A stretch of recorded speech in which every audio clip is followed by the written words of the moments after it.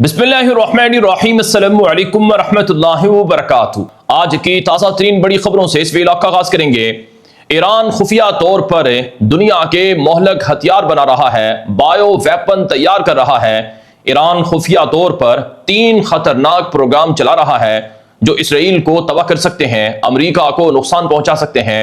एक बड़ा खुफिया इंकिशाफ इसराइली खुफिया इंटेलिजेंस इदारों की तरफ से किया गया है। फिर चीन से ईरान खतरनाक किस्म के जंगी जहाज खरीद रहा है। चीन ईरान को J-20 जहाज फराहम करने जा रहा है और इनकी प्रोडक्शन तेज कर दी गई है और ये जहाज चीन धड़ाधड़ ईरान के लिए तैयार कर रहा है। इसराइल के अंदर हलचल मच गई है। फिर दूसरी तरफ अमरीका का ईरान में जमीनी हमला मुमकिन है। जमीनी हमले से निपटने के लिए ईरान ने अपनी फौज को डिप्लॉय कर दिया है और तुर्की खामोशी से पूरी दुनिया के अंदर अपना वर्ल्ड ऑर्डर नाफिज करने की कोशिश कर रहा है। तुर्की को ना रोका गया तो इसराइल अगले चंद सालों में तुर्की के सामने खत्म हो जाएगा। मज़ीद तफसीलात और डिटेल्स आपको फराहम करेंगे। खबरों के आगाज से पहले गुजारिश है, एक तो आप GNM TV जिस पर आप ये वीडियो देख रहे हैं, इसे लाजमी सब्सक्राइब कर लें। आप में से बहुत से नाज़रीन इस वीडियो को तो देखते हैं लेकिन चैनल को सब्सक्राइब नहीं करते, तो एक गुजारिश है कि चैनल GNM TV को लाजमी सब्सक्राइब करें ताकि ज्यादा से ज्यादा लोग इससे मुस्तफीद हो सके और इसे आगे भी नशर कर लिया करें। नजर का जो मेरे सामने रिपोर्ट है इस वक्त, वो बुनियादी तौर पर एक इसराइल का खुफिया इंटेलिजेंस इदारों का अकाउंट है जो सोशल मीडिया में एक्स पर सबसे ज्यादा फाल है, जिसे इंटेली टाइम्स कहा जाता है। इसने अपनी ताज़ा पोस्ट के अंदर यह कहा है कि ईरान दरअसल 3 प्रोग्राम चला रहा है और ये तीनों प्रोग्राम इसराइल के लिए तबाही का बायस है। इनमें से 2 प्रोग्राम को तो दुनिया जानती है और तीसरे प्रोग्राम के बारे में बहुत कम लोगों को पता है, लेकिन इसराइल अंदर से इस तीसरे प्रोग्राम के बारे में भी मुकम्मल मालूमात रखता है। यह इसराइल का वो अकाउंट है जो इससे पहले सुप्रीम लीडर अली खामनाई को और बाकी फौजी जनरल्स को टारगेट करने की पहले से पेशन गोई कर चुका था। इसने कहा था कि तेहरान में जो खामनाई का घर है, कॉम्प्लेक्स है, उसे टारगेट किया जाएगा और वाकई फिर 15 से 20 दिन पहले इसने यह कहा था और 15-20 दिन के बाद खामनाई जिस बंकर में था या जिस कॉम्प्लेक्स में था उसको टारगेट कर दिया गया था। तो इस अकाउंट से जो खतरनाक बात आज नशर होती है वो ये है कि अंदर से 3 खतरनाक प्रोग्राम ईरान चला रहा है। एक बैलिस्टिक मिसाइल प्रोग्राम, दूसरा एटमी प्रोग्राम और तीसरा बायोलॉजिकल वेपन प्रोग्राम की प्रोडक्शन, यानी बायो वेपन बनाना जिससे वसी पैमाने पर मास डिस्ट्रक्शन हो सके। ये इंटेली टाइम्स की रिपोर्ट में ये बात लिखी गई है।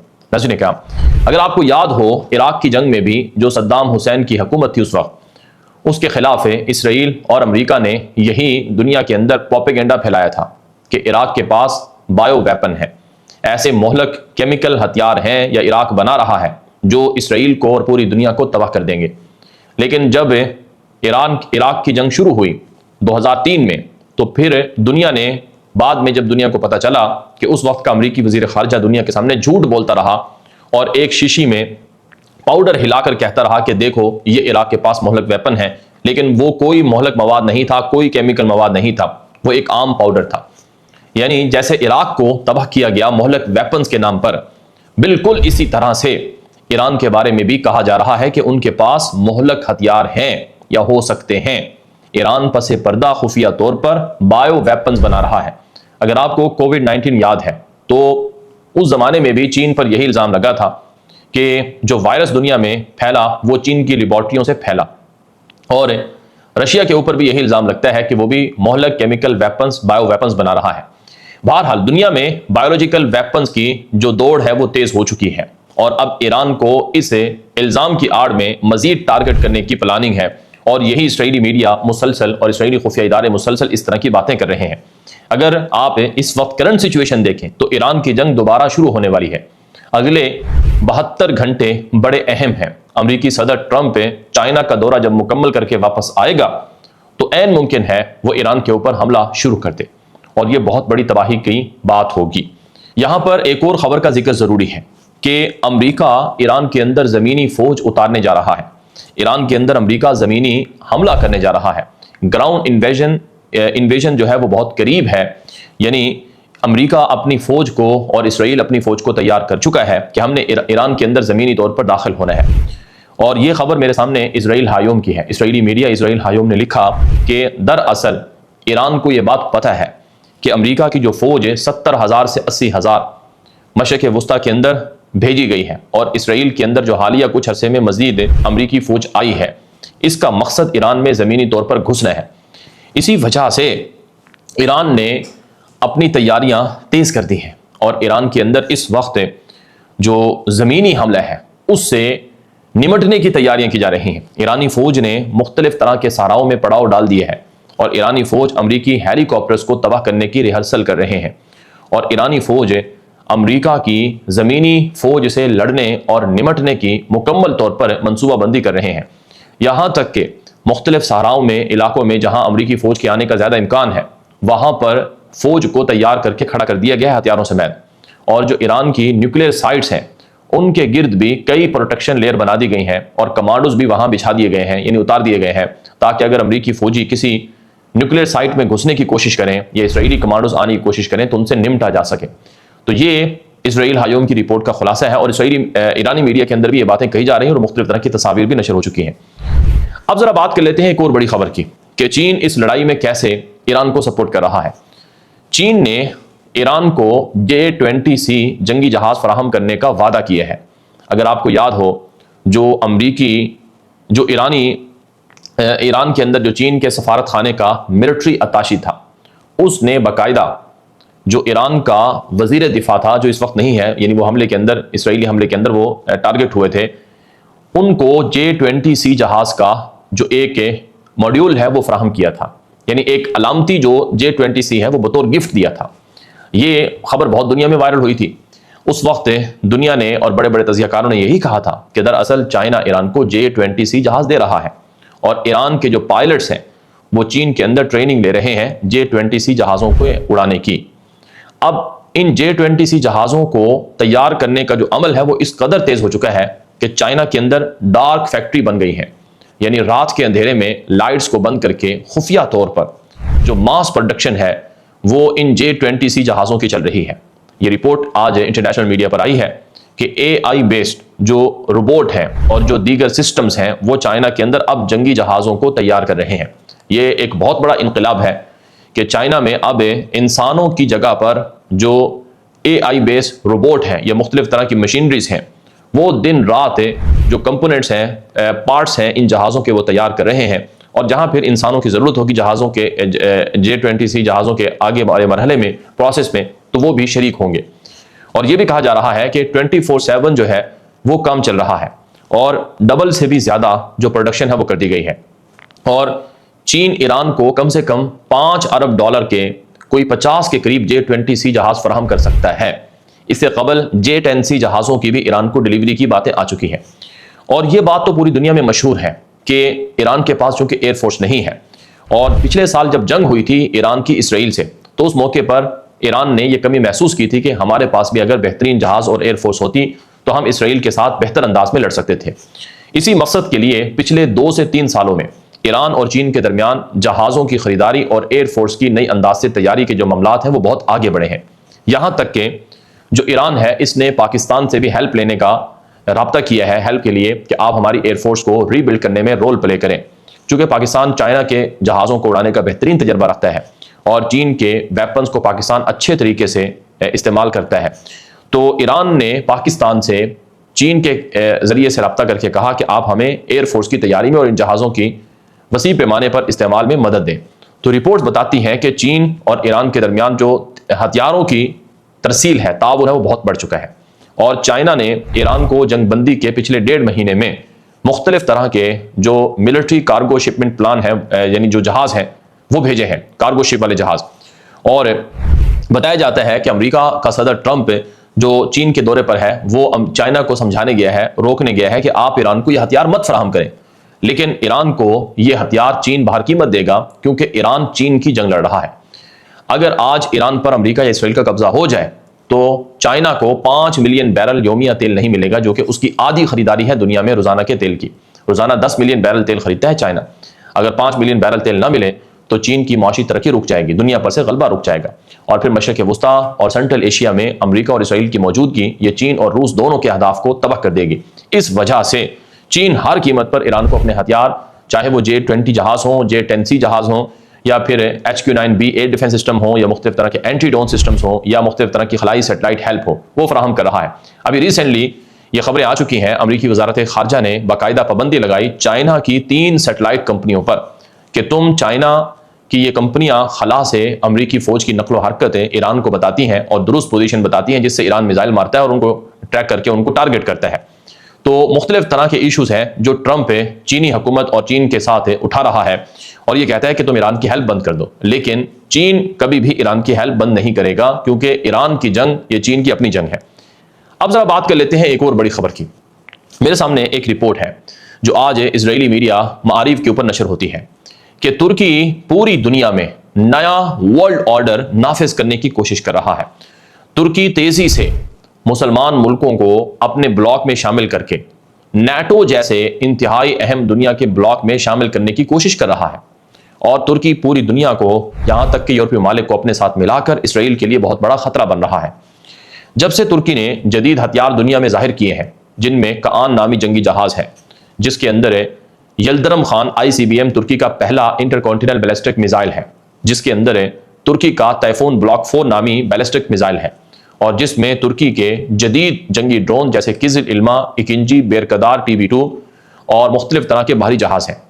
जब से तुर्की ने इन जदीद हथियारों को दुनिया में जाहिर किया है, हर मुल्क तुर्की का दीवाना हो चुका है, और अब तुर्की तेजी से अपना वर्ल्ड ऑर्डर, जिसे इसराइली मीडिया में ऑटोमान अंपायर 2 का नाम दिया गया है, उसको जिंदा कर रहा है, नाफिज कर रहा है। इस रिपोर्ट में लिखा गया कि जुलाई के अंदर तुर्की में एक इजलास होगा नाटो का। उस इजलास में जो नाटो कंट्रीज हैं वो शरीक होंगे, लेकिन पहली बार तुर्की ने नाटो कंट्रीज को खत लिखा कि हम अरब मुल्कों को जो खलीज फारस के किनारे बसते हैं उनको भी इस इजलास में बुलाएं।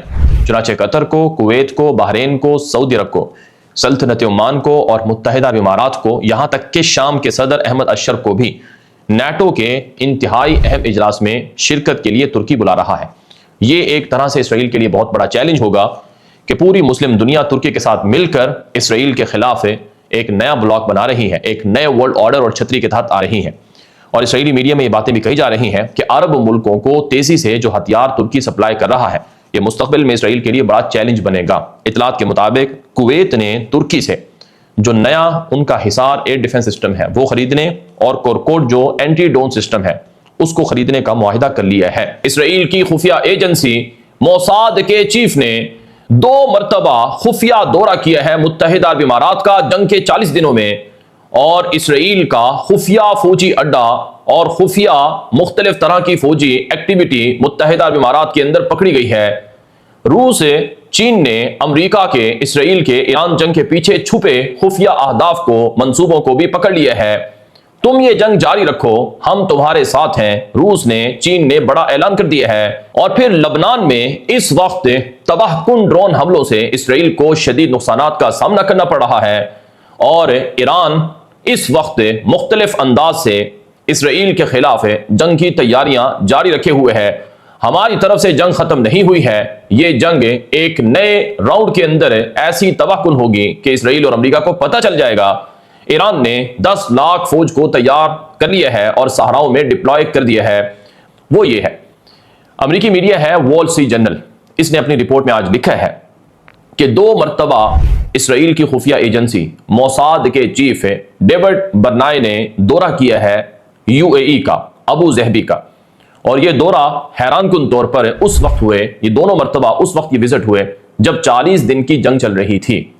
जी हाँ, जो 40 दिन की जंग इसराइल की, अमेरिका की, ईरान के साथ हुई, एन उस मौके पर जो इसराइली खुफिया एजेंसी मोसाद का चीफ है ये 2 मरतबा अबू जहबी गया है। इसके दौरे का मकसद क्या था वो भी वॉल स्ट्रीट जर्नल ने बेनकाब किया है। चुनांचे वॉल स्ट्रीट जर्नल ने लिखा कि इस दौरे का सबसे बड़ा मकसद था UAE को मुकम्मल तौर पर ईरान के खिलाफ सपोर्ट फराहम करना।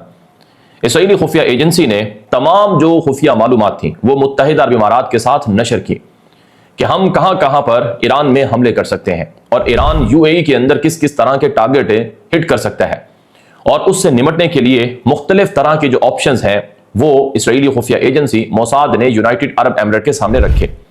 इस रिपोर्ट में यह भी कहा गया है कि जब मोसाद एजेंसी के चीफ विजिट करके UAE से वापस आए तो उसके बाद अकेले UAE ने ईरान के ऊपर हमला किया और उनकी ऑयल रिफाइनरीज को बमबारी करके निशाना बनाया। और मुत्तहिदा अरब इमारात में खुफिया तौर पर जो सीक्रेट इंटेलिजेंस ऑफिशियल्स थे, कमांडोज थे, जो इसराइली खुफिया एजेंसी मोसाद से ताल्लुक रखते हैं, उनको भी डिप्लॉय किया गया है। वॉल स्ट्रीट जर्नल ने और दीगर इसराइली मीडिया ने अपनी रिपोर्ट में यह लिखा कि पिछले 5 सालों से यूनाइटेड अरब एमिरेट और इसराइल के दरमियान ताल्लुकात बहुत ज्यादा स्ट्रॉन्ग हुए हैं और इसराइल ने अपनी बैटरीज जो एयर डिफेंस सिस्टम की हैं वो यूएई के अंदर डिप्लॉय की हैं, जैसे आयरन डोम है, जैसे आयरन बीम है। और इसके अलावा जो जरूरी फौजी ऑफिशियल्स थे, जो फौजी एहलकार थे, वो भी डिप्लॉय किए हैं। और मुत्तहिदा अरब इमारात ने इसराइली खुफिया एजेंसी मोसाद के लिए और दीगर जो इसराइल के ऑफिशियल्स थे उनके लिए इंतहाई खुसूसी बंकर्स भी बना रखे हैं। ये वॉल स्ट्रीट जर्नल और अमेरिकी मीडिया और इसराइली मीडिया की रिपोर्ट का खुलासा है। नज़ीर काम, सिर्फ यूएई के अंदर यह खुफिया तौर पर इसराइल की सरगर्मियां जारी नहीं रही, बल्कि इराक के अंदर जो खुफिया अड्डा पकड़ा गया इसराइल का, उसके बाद पूरे इराक के अंदर जितने सहरा हैं उनमें फौज को फैला दिया गया है। आज की खबर है कि इराकी हुकूमत ने ऐलान किया है कि पूरे मुल्क में जहां जहां सहराई इलाके हैं वहां फौज को और आम लोगों को हुक्म दिया गया है कि अगर आपको मशकूक सरगर्मी नजर आए तो फौरी इत्तला दें।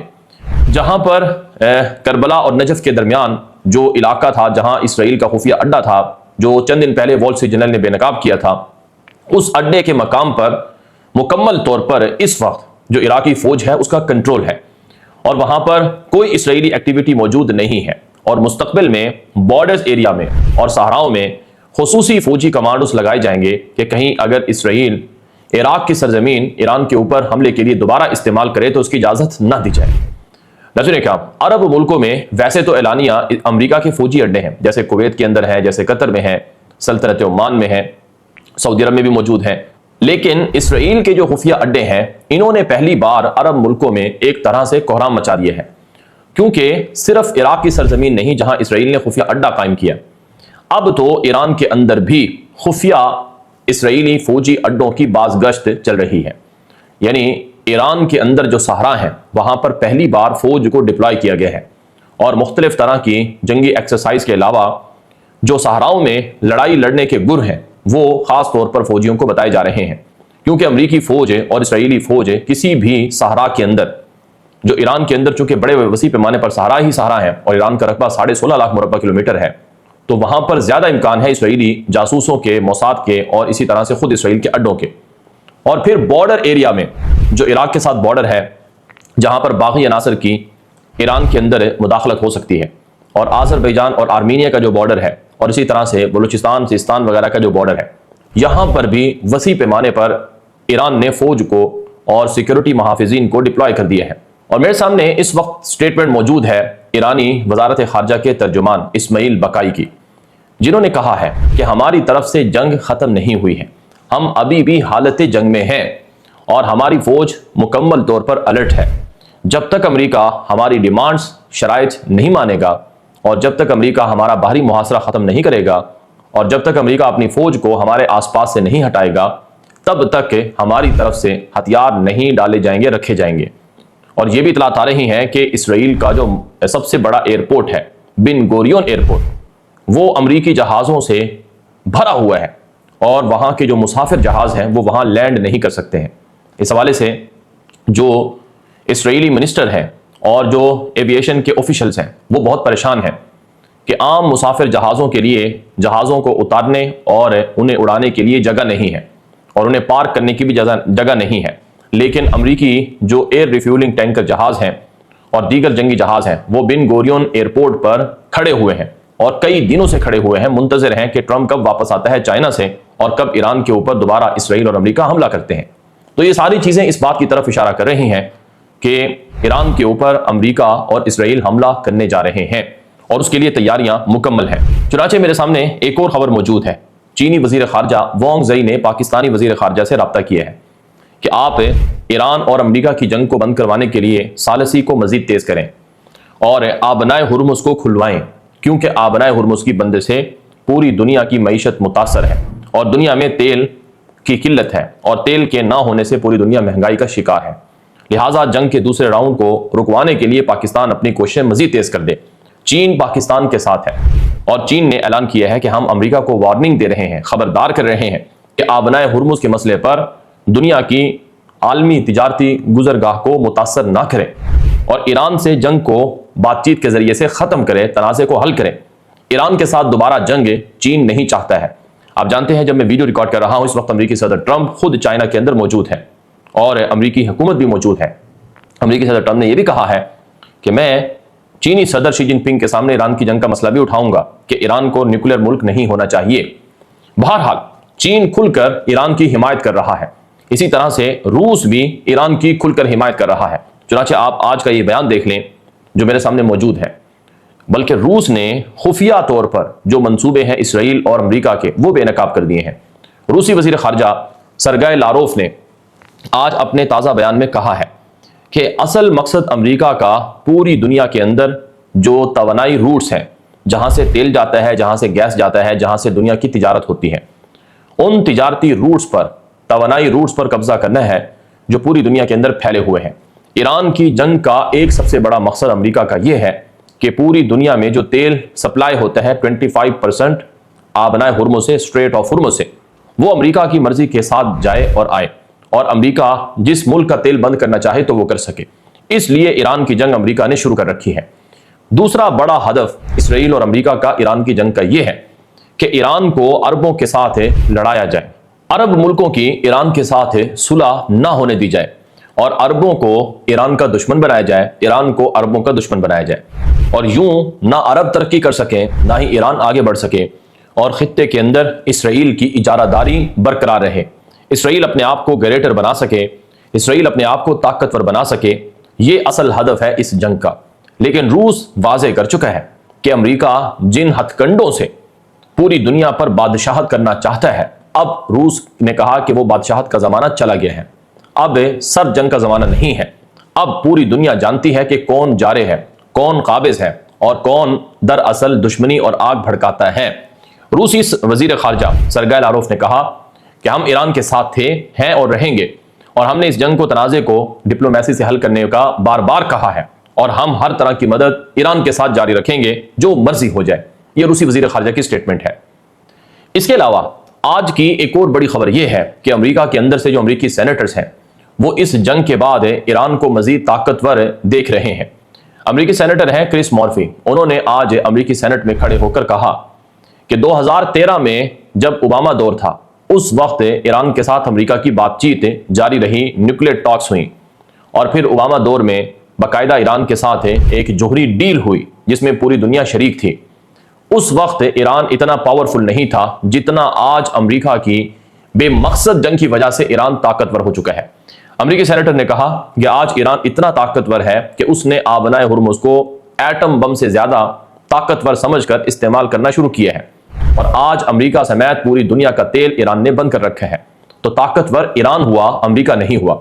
इस जंग में हमारा बेमुहार पैसा जाया किया जा रहा है और इस जंग की वजह से अमेरिका में बहुत से मसाइल खड़े हो चुके हैं।